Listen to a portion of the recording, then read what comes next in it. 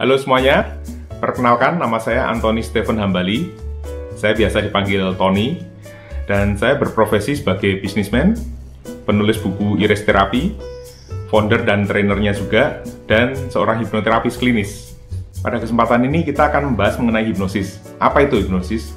Hipnosis adalah saat gelombang otak Anda berubah dari beta, turun ke alfa, theta, lalu delta. Gampangannya gini, kalau ini kesadaran normal, saat Anda mau tidur, kesadarannya menurun. Nah, ini kondisi hipnosis, sampai Anda tidur.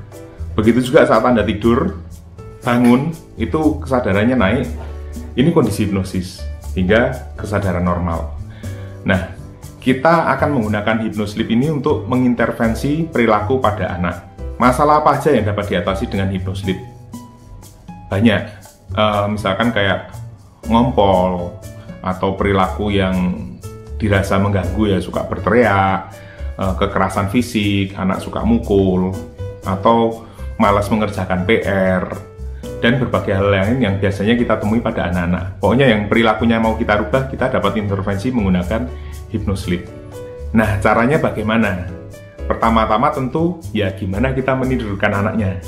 Dan menidurkan anak saat Anda mau merencanakan hypnosleep ini dibuat sebisa mungkin anak nyaman. Jangan terus karena kita mau melakukan hypnosleep lalu kita, ayo jam 9 harus tidur ya.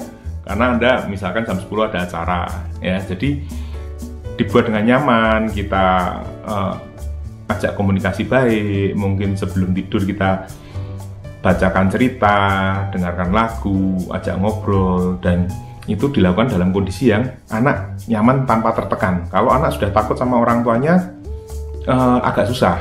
Anda perlu ajak main dulu sehingga Anda merasa klik sama anaknya, yuk tidur yuk. Nah, lalu Anda bisa lanjutkan ke proses persiapan tidurnya. Oke, nah setelah Anda tidur, Anda harus sudah siap dengan skrip sugestinya. Ini nggak usah terlalu panjang, bisa beberapa kalimat aja, atau misalkan 1-2 kalimat yang Anda benar-benar pengen. Contohnya gini, misalkan Anda mau ngasih sugesti, adik anak yang rajin, adik berani mengungkapkan perasaan sama papa mama, atau apa, ya kan? Anda nggak bisa pakai kata-kata yang, adik jangan nakal ya, jangan suka ganggu teman, jangan suka mukul, dan lain-lain. Nggak, itu nggak bisa diterima. Itu seperti kayak pasangan Anda pesen masakan sama Anda, ditanya mau makan apa, ya kan? Mau titip apa nih aku di luar? Ya apa aja lah, asal jangan nasi goreng, jangan bakmi goreng, jangan capcay. Itu pasti Anda bingung maunya apa. Sama, bawah sadar anak seperti ini. Jadi Anda persiapkan dulu skrip sugestinya. Kalau itu sesuatu yang how to, Anda pengen dia melakukan gimana, itu Anda tulis dengan runut. Misalkan untuk berhenti ngompol, Anda bilang bahwa adik sekarang tidur, nanti saat mau kencing, adik bangun dulu, ditahan pipisnya, lalu bangun ke kamar mandi, kencing, disiram, lalu balik lagi tidur. Nah, itu bisa dituliskan urutannya.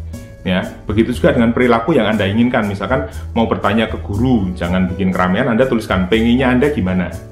Nah, tapi kalau misalkan Anda sugestikan bahwa untuk anak Anda berani mengungkapkan perasaan, itu bisa langsung dalam beberapa kalimat singkat. Nah, setelah anak Anda tidur, gimana cara taunya dia berada di kondisi hypnosleep? Hypnosleep ini sebuah kondisi yang sangat spesifik, sehingga gampang banget diketahui sebenarnya. Biarkan anak-anak tidur mungkin 30-40 menit, ya kan? Kalau dia udah dirasa lelap, lalu Anda tanya, Dek, atau Anda panggil namanya, adik bisa dengar mama atau papa? Kalau dia nggak bereaksi, berarti dia udah tidurnya sangat lelap. Kita bangunkan sedikit dengan kita goyang, sampai dia bisa bereaksi, adik bisa dengar papa atau mama.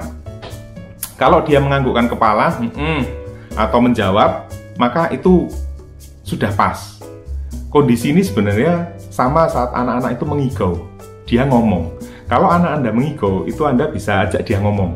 Kemudian setelah dia memberikan respon, baru kita membacakan sugesti. Kita bilang gini awalnya, Papa akan bacain sugesti, atau Papa akan bacakan sesuatu, adik bisa tetap tidur dengan nyenyak ya, sambil dengerin Papa. Nanti dia, gitu. Atau kalau misalkan itu ternyata lap sekali, nggak bisa dibangunin, Anda coba bilang gini, kalau adik bisa dengar suara Papa, gerakkan jari yang ini, Anda sentuh jarinya. Kalau jarinya terus kayak gerak gini, nah itu sudah masuk kondisi hypnosleep. Ya. Kemudian Anda bacakan sugestinya. Kalau itu prosesnya agak panjang, beberapa kalimat panjang yang menunjukkan satu perintah untuk dilakukan, kan kayak misalkan kencing, mau kencing tengah malam gimana, atau mau ngomong di kelas gimana, itu Anda bacakan sampai prosesnya selesai, terus tanya, paham ya? Nanti kalau dia gitu, itu udah masuk sugestinya. Berarti kayak filmnya itu jalan di pikirannya dia. Ya, kalau misalkan kalimatnya cuma pendek-pendek, Anda bisa repetisi kalimatnya 3-4 kali. Kemudian kembalikan dia ke kondisi tidur alamiah. Nah, bilang gini, sekarang adik bisa tidur lagi dengan nyenyak sampai besok pagi. Bangun pagi dengan badan segar. Setelah dilakukan ini, maka Anda perlu melakukan observasi. Apakah perilakunya sudah berubah? Ya kan? Kemudian ini perlu direpetisi 5-7 hari. Anda setiap malam sampai 7 hari Anda lakukan ini. Tidur, masukkan ke kondisi hypnosleep, lalu Anda masukkan sugesti, kembalikan ke tidur alamiahnya, lalu observasi. Sampai 1 minggu, biasanya ada perubahan perilaku. Jika tidak, maka Anda perlu gali. Kenapa? Bisa jadi anak cuma takut, aku takut kelas matematika, atau aku nggak suka matematika. Maka Anda nyugestinya cuma Anda suka, adik suka sama matematika, Anda makin belajar matematika makin seneng atau apa. Padahal Anda nggak tahu, anaknya ini takut sama gurunya. Nah, itu yang perlu kita gali lebih dalam. Bila tidak ada perubahan perilaku. Karena anak-anak sebenarnya gampang sekali untuk kita program. Yang perlu saya ingatkan kepada para orang tua bahwa kondisi setiap anak berbeda. Kadang-kadang dalam 3 hari anak sudah menunjukkan perubahan perilaku, sedangkan anak yang lain kok masih sama. Bisa jadi ada program-program lain yang kita tidak tahu, maka ini yang harus dibicarakan pada anak. Dan siapa pengasuh anak atau interaksi anak itu banyak sama siapa. Kalau di sekolah tentu kita perlu koordinasi dengan gurunya.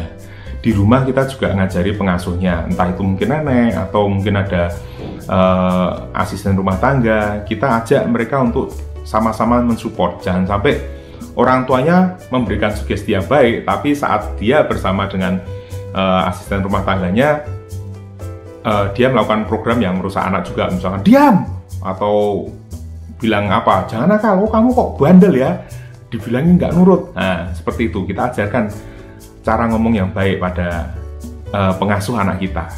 Oke, jadi dari materi kali ini dapat kita simpulkan bahwa anak-anak tetap dapat berubah perilakunya. Jadi orang tua nggak perlu panik. Dan hypnosleep ini salah satu cara yang paling efektif dengan efek samping yang minim ya. Paling salah bahasa.